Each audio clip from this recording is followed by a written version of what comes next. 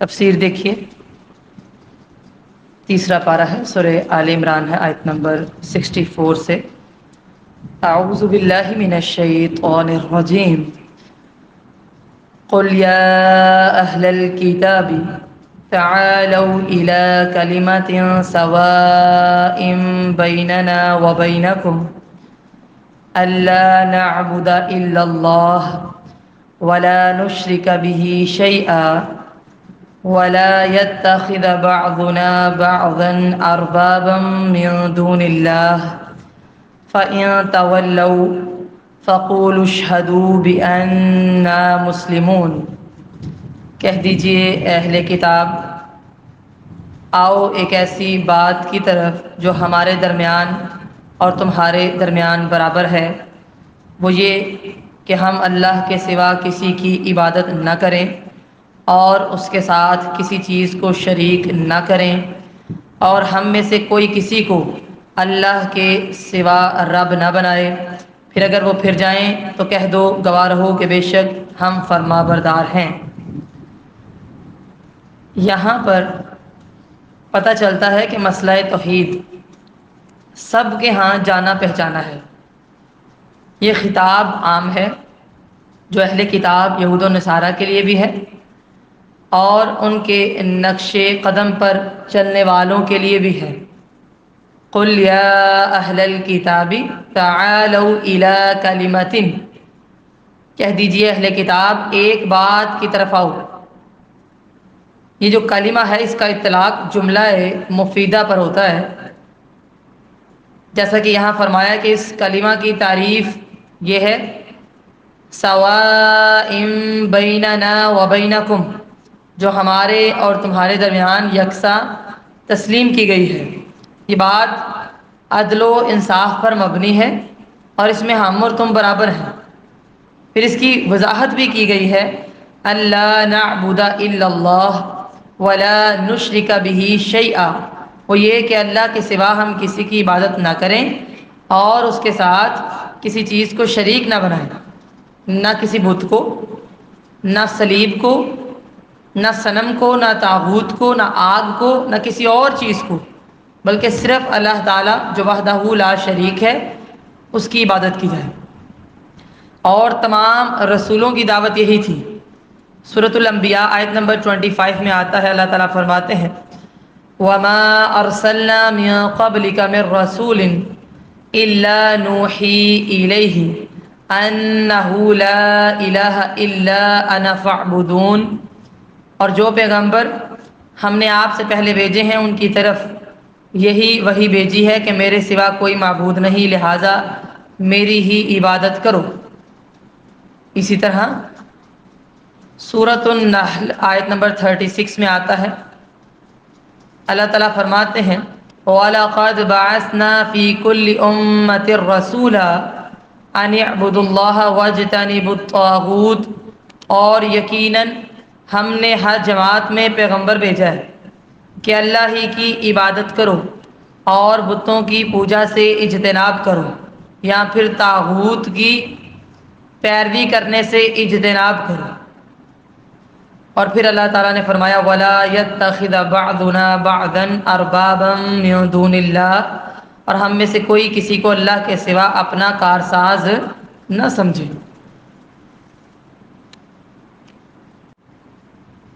اس آیت میں اہل کتاب کو 3 باتوں کی دعوت دینے کا حکم دیا گیا ہے۔ نمبر 1، اللہ کے سوا ہم کسی کی عبادت نہ کریں، یہ بات مشترک ہے، اس کے ساتھ کسی چیز کو شریک نہ ٹھہرائیں۔ نمبر 2، نمبر 3، ہم میں سے کوئی کسی کو اللہ کے سوا رب نہ بنائے۔ تورات اور انجیل میں تحریف کے باوجود اب بھی تورات میں توحید سب سے زیادہ ہے اور شرک کی ممانعت بھی بہت زیادہ ہے۔ انجیل میں بھی ہے، جیسے انجیل میں آتا ہے کہ تو جو خدا ہے اس کو سجدہ کر، صرف اسی کی عبادت کر، بلکہ یہ بھی آتا ہے کہ زمین پر اللہ کے جو احکام ہیں ان پر عمل ہونا چاہیے۔ اہل کتاب تینوں باتوں کی مخالفت کر رہے تھے۔ یہود نے حضرت عزیر علیہ السلام کو، اور نصارہ نے حضرت عیسیٰ علیہ السلام کو اللہ کا بیٹا قرار دے کر ایک طرح سے ان کی پوجا ہی شروع کر دی، اور پھر دونوں نے اپنے اپنے جو احبار اور رہبان تھے ان کی حلال کردہ چیزوں کو حلال کہا، ان کی حرام کردہ چیزوں کو حرام ٹھہرایا، تو ایسا سمجھے کہ انہوں نے اپنے احبار اور رہبان کو رب ہونے کا درجہ دیا۔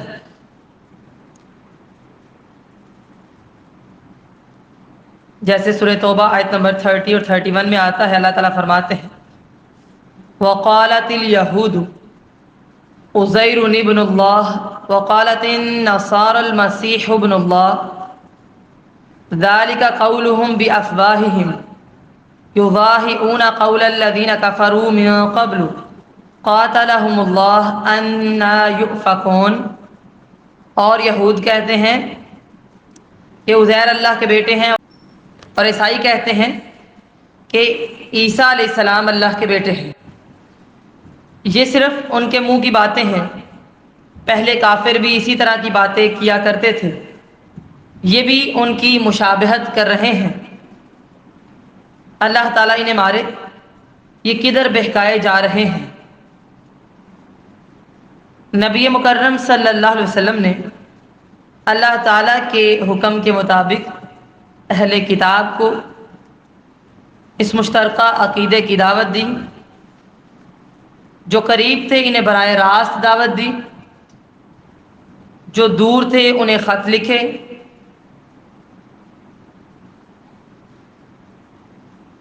فَإِن تَوَلَّوْا فَقُولُوا اشْهَدُوا بِأَنَّا مُسْلِمُونَ، یعنی اگر اہل کتاب اس عقیدے کے ماننے سے انحراف کریں تو تم اپنی طرف سے اس عقیدے پر قائم رہنے کا اعلان کرو۔ ویسے یہود و نصارہ توحید پر نہیں ہیں۔ یہودیوں نے حضرت عزیر کو اللہ کا بیٹا قرار دیا، عیسائیوں نے حضرت عیسیٰ کو اللہ کا بیٹا قرار دیا، اور اپنے انبیاء اور صالحین کی قبروں کو سجدہ گاہ بھی بنایا۔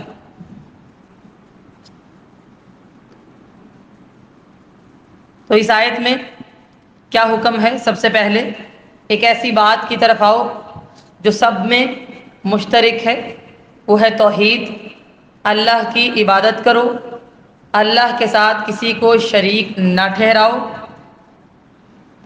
اور کوئی کسی کو اللہ کے علاوہ اپنا کارساز نہ سمجھے۔ ابن جریج فرماتے ہیں یعنی ہم میں سے کوئی کسی کی اللہ تعالیٰ کی نافرمانی میں اطاعت نہ کرے۔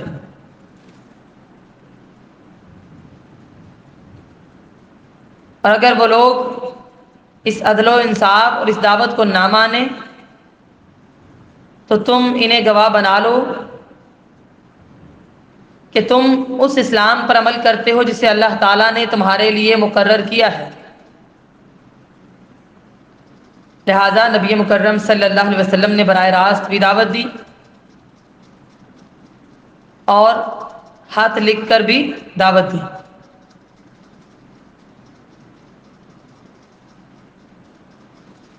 اگر آپ نے وہ خط دیکھا ہو جو نبی مکرم صلی اللہ علیہ وسلم نے ہرقل کی طرف ارسال کیا تھا، اس میں آپ صلی اللہ علیہ وسلم نے لکھا بسم اللہ الرحمن الرحیم من محمد رسول اللہ الی ہرقل عظیم الروم سلام علی من اتبع الہدی۔ اللہ کے نام سے شروع کرتا ہوں جو بڑا مہربان نہایت رحم کرنے والا ہے۔ محمد الرسول اللہ صلی اللہ علیہ وسلم کی طرف سے روم کے بادشاہ ہرقل کے نام سلام ہو اس شخص پر جو ہدایت کی پیروی کرے۔ اما بعد، حمد و ثنا کے بعد آپ صلی اللہ علیہ وسلم نے کیا لکھا؟ فَإِنِّي أَدْعُوكَ بِدِعَایَةِ الْإِسْلَام، میں تمہیں اسلام کی دعوت دیتا ہوں۔ اسلم تسلم، مسلمان ہو جاؤ سلامت رہو گے، واسلم اسلام قبول کر لو، یؤتیک اللہ اجرک مرتین، اللہ تعالیٰ تمہیں دگنا اجر و ثواب عطا فرمائے گا، فَإِن تَوَلَّيْتَ، پھر اگر تم نے نہ مانا، پھر یہ تمام گناہ جو کسانوں کے ہیں وہ تم پر ہی ہوں گے۔ اور اس کے بعد یہ آیت لکھی، یا اہل الکتاب تعالوا الی کلمۃ سواء بیننا وبینکم، اس طرح ہاتھ لکھ کر جو بادشاہ تھے ان کو دعوت پیش کی کہ ایک چیز جو ہم میں اور تم میں مشترک ہے وہ ہے توحید، لہذا اس کا اقرار کرو اور اللہ کے علاوہ کسی کو رب نہ بناؤ۔ یا اہل الکتاب لم تحاجون فی ابراہیم وما انزلت التوراۃ والانجیل الا من بعدہ افلا تعقلون، اہل کتاب تم ابراہیم علیہ السلام کے بارے میں کیوں جھگڑتے ہو جبکہ تورات اور انجیل تو نازل ہی اس کے بعد کی گئی ہے، کیا تم سمجھتے نہیں؟ یہود ابراہیم علیہ السلام کے یہودی ہونے کے دعوے دار تھے، اور نصارہ کہتے تھے کہ ابراہیم علیہ السلام عیسائی تھے، اور یہ بات بڑی ہی غلط بات کہتے تھے، کیونکہ ابراہیم علیہ السلام کا زمانہ موسیٰ علیہ السلام سے ہزاروں سال پہلے کا ہے، یہ تورات اور انجیل ان کے بہت بعد نازل ہوئی، پھر وہ یہودی اور عیسائی کیسے ہو سکتے ہیں؟ عجیب بات ہے نا۔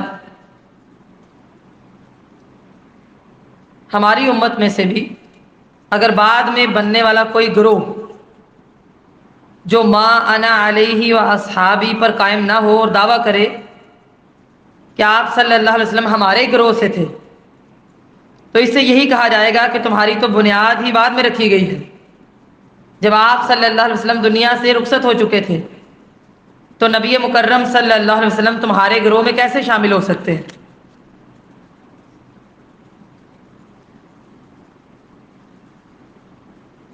اللہ تعالیٰ نے ابراہیم علیہ السلام کو بہت فضائل سے نوازا ہے، جیسے آپ دیکھیے سورہ بقرہ آیت نمبر 125 میں آپ پڑھ کر آئے ہیں، وَاتَّخِذُوا مِن مَّقَامِ إِبْرَاهِيمَ مُصَلًّى، کہ حکم دیا کہ تم مقام ابراہیم کو جائے نماز بنا لو۔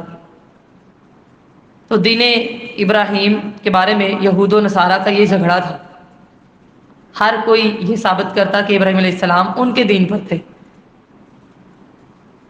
جبکہ ایسا نہیں تھا۔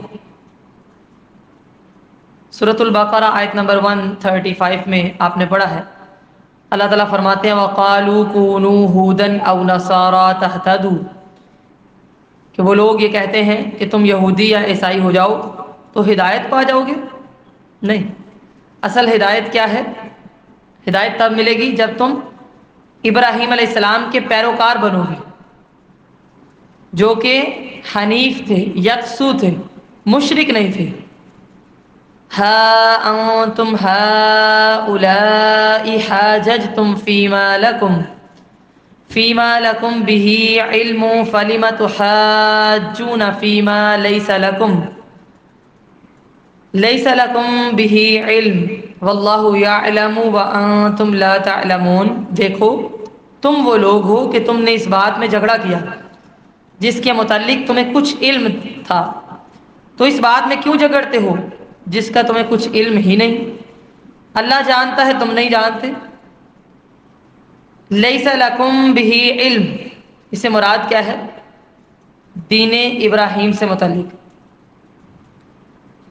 مراد یہ ہے کہ جب تم تورات اور انجیل کے مسائل کو جانتے ہوئے بھی بھٹک گئے ہو، حالانکہ کچھ نہ کچھ تمہیں علم تھا، تو دین ابراہیم جس کو تو تم نے دیکھا ہی نہیں، تم جانتے ہی نہیں، اس پر بحث کیوں کرتے ہو؟ اس آیت میں نہ صرف غلط جھگڑا کرنے سے منع کیا گیا ہے، بلکہ مطلقاً جھگڑے سے بچنے کی نصیحت کی گئی ہے کہ علم ہو بھی تو جھگڑا نہ کیا جائے، گریز کیا جائے، بچا جائے، اور غلط جھگڑا بالاولی نہ کیا جائے، اس سے منع کیا گیا ہے۔ ما كان ابراہیم یہودیا ولا نصرانیا ولكن كان حنیفا مسلما وما كان من المشرکین۔ ابراہیم علیہ السلام نہ یہودی تھے نہ عیسائی، بلکہ یکسو تھے، ایک طرف ہو کے رہتے تھے، فرما بردار تھے اور مشرک نہیں تھے۔ اس آیت میں بتایا جا رہا ہے کہ تم اپنے اپنے گروہ میں ان کو شامل کرتے ہو، حالانکہ تم تو مشرک ہو۔ تم نے تو اپنے مشائخ اور علماء کو رب بنا لیا اور ان کے اقوال کو شریعت، پیغمبروں کو اللہ کا بیٹا، نبیوں اور ولیوں کی قبروں کو مساجد بنا لیا ہے، جبکہ ابراہیم علیہ السلام ایک اللہ کو ماننے والے تھے، فرما بردار تھے، مشرک نہیں تھے۔ کچھ ایسا ہی حال ہماری امت کا بھی ہے کہ ہر فرقے والے نبی مکرم صلی اللہ علیہ وسلم کو اپنے اپنے گروہ میں شامل کرتے ہیں، حالانکہ یہ سب گروہ بعد میں بنے ہیں، اور انہوں نے اپنے سربراہوں کے اقوال کو شریعت قرار دے کر ان سربراہوں کو اللہ کا درجہ دے دیا ہے، نعوذ باللہ۔ جبکہ نبی مکرم صلی اللہ علیہ وسلم صرف ما انزل اللہ کے نازل کردہ دین پر چلنے والے مسلم تھے، اور مشرک ہرگز نہیں تھے۔ ان اولی الناس بابراہیم للذین اتبعوہ وہذا النبی والذین آمنوا واللہ ولی المؤمنین۔ بے شک سب لوگوں سے ابراہیم علیہ السلام کے زیادہ قریب یقیناً وہی لوگ ہیں جنہوں نے ان کی پیروی کی ہے، اور یہ نبی اور وہ لوگ جو ایمان لائے، اور اللہ ہی ایمان والوں کا دوست ہے۔ مطلب یہ کہ اگر تم اس معنی میں ابراہیم علیہ السلام کو یہودی یا عیسائی کہتے ہو کہ ان کی شریعت تم سے ملتی جلتی ہے، تو یہ بھی غلط ہے، کیونکہ ابراہیم علیہ السلام کے پیروکاروں کے بعد ان کے سب سے زیادہ قریب یہ نبی ہے، یعنی جناب محمد رسول اللہ صلی اللہ علیہ وسلم، اور ان پر ایمان لانے والے سب سے قریب ہیں۔ اس اعتبار سے مسلمانوں کو یہ کہنے کا حق زیادہ ہے کہ ہم ابراہیم علیہ السلام کے طریقے پر ہیں۔ عبداللہ ابن مسعود رضی اللہ تعالیٰ عنہ روایت کرتے ہیں، نبی مکرم صلی اللہ علیہ وسلم نے فرمایا، ان لکل نبی ولاۃ من النبیین وان ولی ابی وخلیل ربی۔ ہر نبی کے لیے نبیوں میں سے کچھ دوست ہیں جن سے اس کا خصوصی تعلق ہے، اور میرا خاص تعلق والا دوست میرا باپ اور میرے رب کا خلیل ہے۔ پھر آپ صلی اللہ علیہ وسلم نے یہ آیت تلاوت فرمائی۔ ترمذی کی روایت ہے۔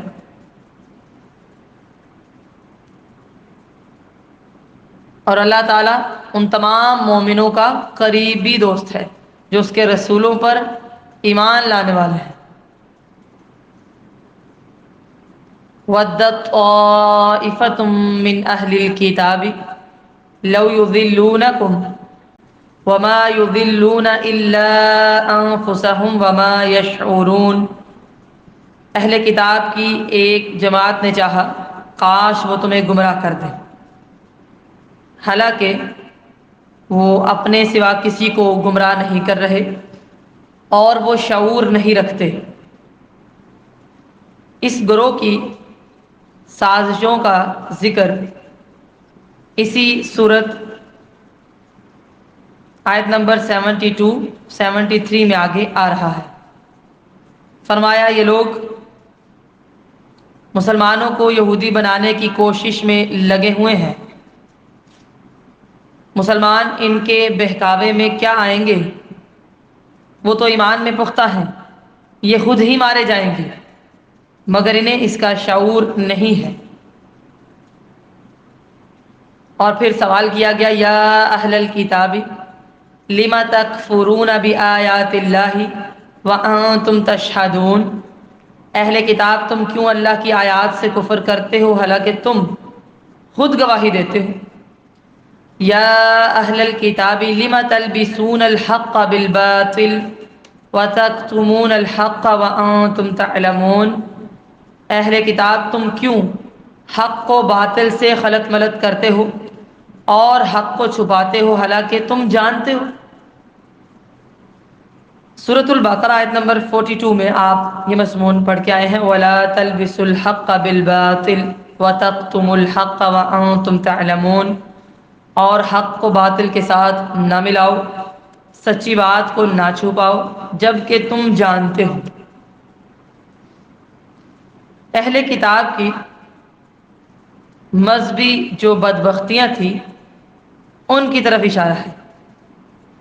اس سے پیچھے علماء یہود جو ایسے برے کام کرتے تھے وہ بیان کیا گیا ہے کہ وہ آپ صلی اللہ علیہ وسلم کے سچا پیغمبر ہونے کے دلائل جان لینے کے باوجود بھی کفر کرتے رہے۔ اب یہاں پر بتایا جا رہا ہے کہ حق کو باطل کے ساتھ ملانا، حق کو چھپانا، یہ ان کا ایک عام طریقہ بن چکا تھا۔ پہلی آیت میں ان کی اپنی گمراہی کا بیان تھا، اس آیت میں دوسروں کو گمراہ کرنے کا ذکر ہے، خود بھی گمراہ اور دوسروں کو بھی گمراہ کرتے ہیں۔ جیسے میں نے کہا سورۃ البقرہ آیت نمبر 42 لکھ لیجیے گا۔ یہ مقام عبرت ہے کہ آج کے دور میں بھی فرقہ پرست لوگ قرآن مجید سے وہی سلوک کر رہے ہیں جو عیسائیوں نے تورات اور انجیل کے ساتھ کیا۔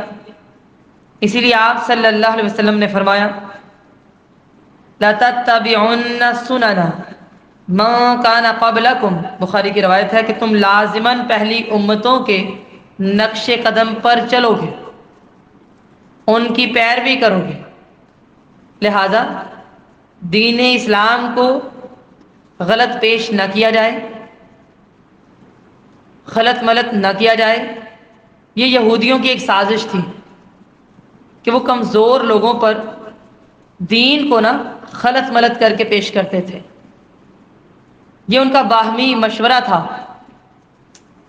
کہ دن کے شروع میں ہم ایمان لائیں گے، صبح کی نماز بھی مل کے پڑھیں گے، دن کے آخری حصے میں ہم اسلام سے پلٹ جائیں گے تاکہ جاہل لوگ یہ سمجھیں کہ اسلام میں نعوذ باللہ کوئی نقص یا عیب ہے، وہ بھی دوبارہ پلٹ آئے تاکہ لوگ اسلام سے دور ہو جائیں۔ یعنی صبح کو مسلمان بنتے اور شام میں کافر ہو جاتے تاکہ لوگوں کو یہ تاثر ملے شاید اسلام میں کوئی خامی ہے اور لوگ اسلام کو چھوڑ دیں۔ تو اللہ تعالیٰ نے اس چیز سے منع کیا ہے، لہٰذا مسلمانوں کو بھی چاہیے کہ وہ ایسے تمام کاموں سے اجتناب کریں، نہ تو خود دین سے دوری اختیار کریں، نہ لوگوں کو روکیں، نہ دین کو غلط ملط پیش کریں، نہ حق کی بات کو چھپائیں۔ وَأَنْتُمْ تَعْلَمُونَ، حالانکہ تم جانتے ہو، تمہیں پتہ ہے۔ اللہ تعالی ہمیں اس گناہ سے محفوظ فرمائے۔ انشاءاللہ العزیز اگلا رکوع پڑھیں گے تو آپ کو سمجھ آئے گا کہ اس کا مفہوم کیا ہے۔ سبحانک اللہم وبحمدک نشہد ان لا الہ الا انت نستغفرک ونتوب الیک، والسلام علیکم ورحمۃ اللہ وبرکاتہ۔